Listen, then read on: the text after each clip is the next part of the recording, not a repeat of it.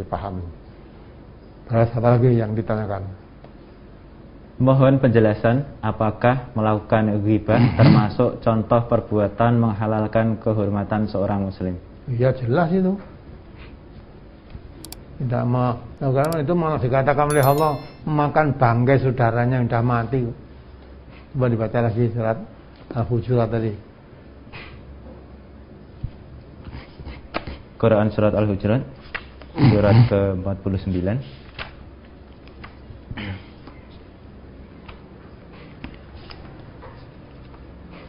Wala yaktab ba'dhum ba'dhaila ayuhibbu ahadukum ayyakula lahma akhihi maitan fakaritumu wattaqullah. Ayat 13 ayat berapa tadi? Quran surat Al-Hujurat ayat ke-12. Ayat 12 ya. Ya ayyuhalladzina amanu ijtanibu katsiran minadh-dhann inna ba'dadh-dhanni itsmun wa la tajassasu wa la yaghtab ba'dukum ba'dha ayuhibbu ahadukum ayyakula lahma akhihi maitan fakarihtumuh wattaqullah innallaha tawwabur rahim. Perhatikan betul-betul ayat ini.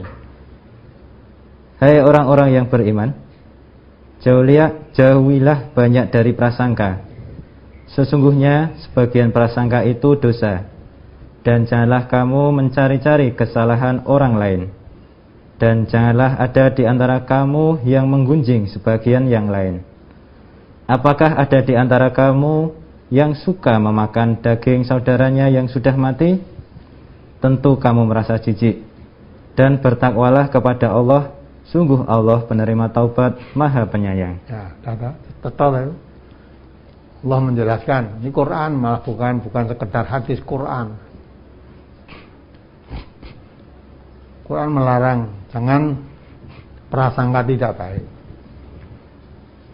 Karena prasangka tidak baik, seburuk-buruk perkataan hati adalah prasangka tidak baik. Jangan mencari-cari kesalahan orang lain. Wala yaghtab, dan jangan menggunjing. Yang kita menggunjing itu membicarakan sesuatu, yang sesuatu itu kalau dibicarakan yang bersangkutan tidak suka, biasanya membicarakan jeleknya orang lain. Orang yang suka membicarakan jeleknya orang lain itu dikatakan oleh Allah, ayuhibbu ahadukum ayyakula lahma akhihi maitan fakaritumu. Apakah kamu suka makan bangkai saudaramu yang sudah mati? Tentunya kamu merasa jijik. Sudah mati menjadi dikubur, dimakan mestinya jijik. Nah, orang yang suka membicarakan jeleknya saudaranya itu seperti makan bangkai saudaranya yang sudah mati, mestinya jijik. Kalau kamu orang Islam makan bangkai saudaramu kok tidak jijik, dah melebihi anjing kan? Anjing itu tidak ada makan bangkai anjing, itu nggak ada. Ya, kok ada orang malah makan bangkai orang? Nah, itu mestinya lebih jijik. Ya, itulah. Jadi makan bangkai. Maka terus disediakan dari Nabi. Apakah yang disebut ghibah itu ya Rasulullah? Karena Rasul menanya pada sahabat, apa ya ghibah? Mereka menjawab, Allah dan Rasulnya lebih tahu tentang ghibah. Nabi terus menjelaskan, ghibah itu ialah membicarakan sesuatu tentang orang lain, yang orang lain itu kalau dibicarakan sesuatunya tadi tidak suka, ya, biasanya jeleknya. Kalau orang dibicarakan jeleknya kan nggak suka. Sahabat masih bertanya, ya Rasulullah, bagaimana kalau yang dibicarakan itu memang orangnya seperti itu betul, memang orang itu jelek betul, dibicarakan jeleknya itu bagaimana? Nah, itu yang namanya ghibah, itu begitu, membicarakan jeleknya orang lain. Kalau yang kamu bicarakan itu tidak seperti itu, berarti kamu berbuat buhtan. Berbuat buhtan itu berbuat dusta, bohong.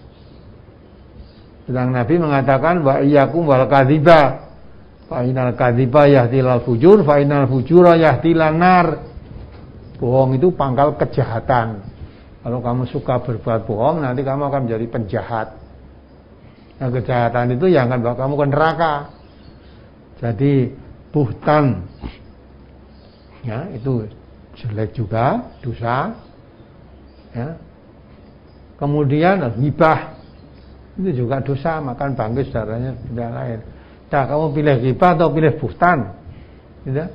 Kalau ghibah berarti makan bangkai saudaranya, kalau buhtan berarti bohong.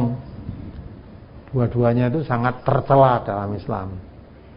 Maka dilarang kita ghibah itu. Lah tahu saudaranya berbuat begitu apa kewajiban? Dibaca hadisnya, tidak ada. Ansataro musliman tadi. Dan terus tadi sudah ada mansataro musliman satarallahu yaumal qiyamah.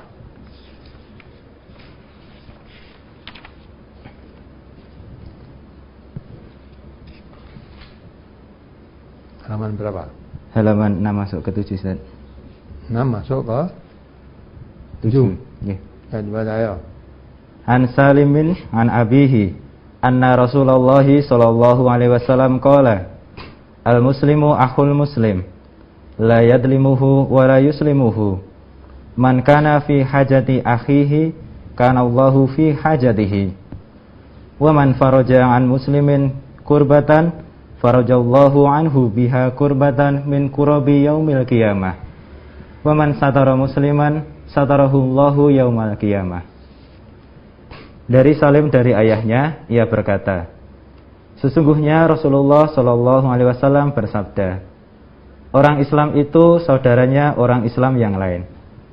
Maka tidak boleh ia menganiayanya dan tidak boleh membiarkannya dengan tidak mau menolongnya. Barang siapa yang menolong kebutuhan saudaranya, maka Allah akan menolong kebutuhannya. Dan barang siapa yang meringankan satu kesusahan orang Muslim, Allah akan meringankan satu kesusahan dari kesusahan-kesusahannya pada hari kiamat. Dan barang siapa yang menutup aib celah orang Islam, maka Allah akan menutup aib celahnya besok pada hari kiamat. Apa alasannya untuk membicarakan jeleknya orang Muslim? Alasannya apa? Tidak ada benarnya.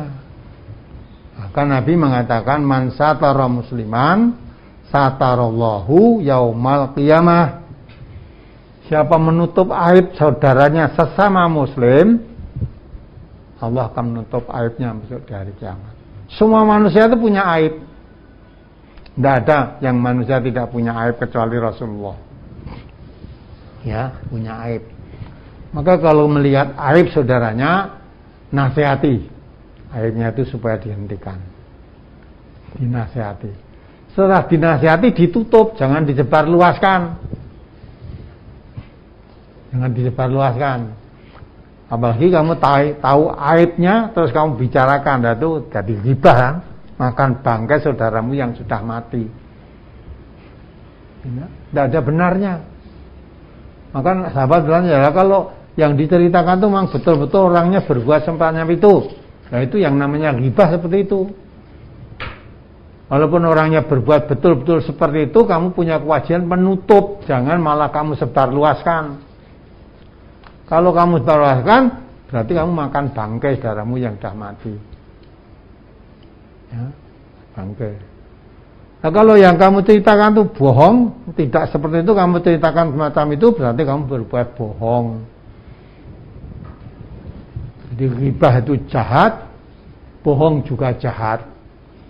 Maka dua-duanya tidak benar dilakukan. Kalau melihat aib celah saudaranya ditutup,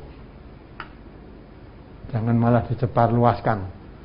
Walaupun kamu tahu mungkin saudara saya itu berbuat ini aibnya, ada orang cerita kepadamu, cerita oh ya si fulan ini begini-begini, karena walaupun kamu sudah tahu orang kok malah nambah oh nek bagus aku wis ngerti wis suwe aku ndak begitu. Ya, harusnya kamu tanya dalam syarat nur itu apa perlumu. Kamu menceritakan hal itu kepada saya, perlumu apa? Supaya kamu tahu. Ya, kalau supaya kamu tahu, maksudnya apa? Saya tidak perlu tahu aib saudaranya sesama muslim, saya nggak butuh tahu. Begitulah. Nah, tahu punya kewajiban meluruskan, menasihati. Jadi orangnya selamat. Kalau kamu tahu aibnya saudaramu, kamu tutup. Nanti Allah akan menutup aibmu di hari kiamat nanti. Begitu indah persaudaraan sama muslim. Tapi tidak sedikit juga yang dilanggar oleh orang Islam sendiri. Entah pelanggarannya karena kebodohannya atau karena sengaja. Kalau sengaja berarti tidak mempercayai hadis-hadis Rasulullah itu. Kalau kebodohannya mungkin nanti tidak tahu, nanti kalau sudah tahu bisa sembuh. Tapi yang susah itu sudah tahu, ya nekat berbuat jahat begitu, susah dinasihati. Allah nanti akan menyelesaikan permasalahannya. Maka kalau tahu aib saudaranya, kewajiban kita menutup, jangan menyebarkan aib kepada yang bersangkutan. Kalau itu saudaramu sama muslim berbuat celah, berbuat jelek, nasihati. Tawasau bil haq, tawasau bis sabr, itulah orang yang tidak akan rugi, orang yang tawasau bil haq, tawasau bis sabr. Ya, mungkin ada lagi.